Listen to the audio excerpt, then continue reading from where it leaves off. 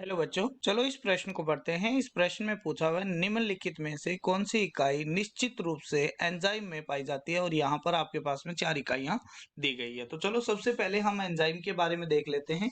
तो सबसे पहले लिखते हैं इस प्रश्न की मुख्य अवधारणा। मुख्य अवधारणा, तो मुख्य अवधारणा के अंदर हमारे पास में आती है, वो क्या आती है कि एंजाइम होता है। एंजाइम एक प्रकार के प्रोटीन होते हैं, एक प्रकार के प्रोटीन होते हैं और जो कि जैव रासायनिक अभिक्रियाओं को उत्प्रेरित करते हैं। जैव रासायनिक अभिक्रियाओं को उत्प्रेरित करते हैं।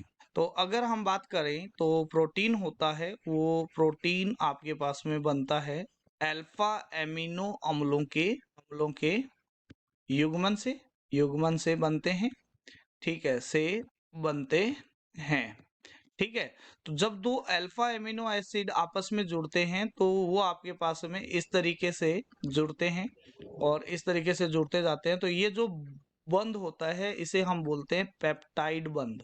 पेप्टाइड बंध होता है, और पेप्टाइड बंध के अंदर जो यूनिट होती है वो होती है एक एमिनो अम्ल का, तो आपके पास में NH समूह होता है, और दूसरे का होता है आपके पास में C डबल बॉन्ड O समूह होता है, और ये एक दूसरे से पेप्टाइड बॉन्ड से जुड़े होते हैं। तो ये वाला आपके पास में क्या होता है, ये वाला एमिनो अम्ल के बीच में होता है। ठीक है, तो ये वाली जो यूनिट है वो एंजाइम के अंदर पाई जाएगी, यानी आपके पास में ऑप्शन बी है वो क्या हो जाएगा, इसका करेक्ट हो जाएगा। ये आपके पास में हो जाएगा पेप बंध। ये क्या हो जाएगा, पेप्टाइड बंद हो जाएगा। आशा करते हैं मुख्य अवधारणा के आधार पर आपको इस प्रश्न का उत्तर समझ में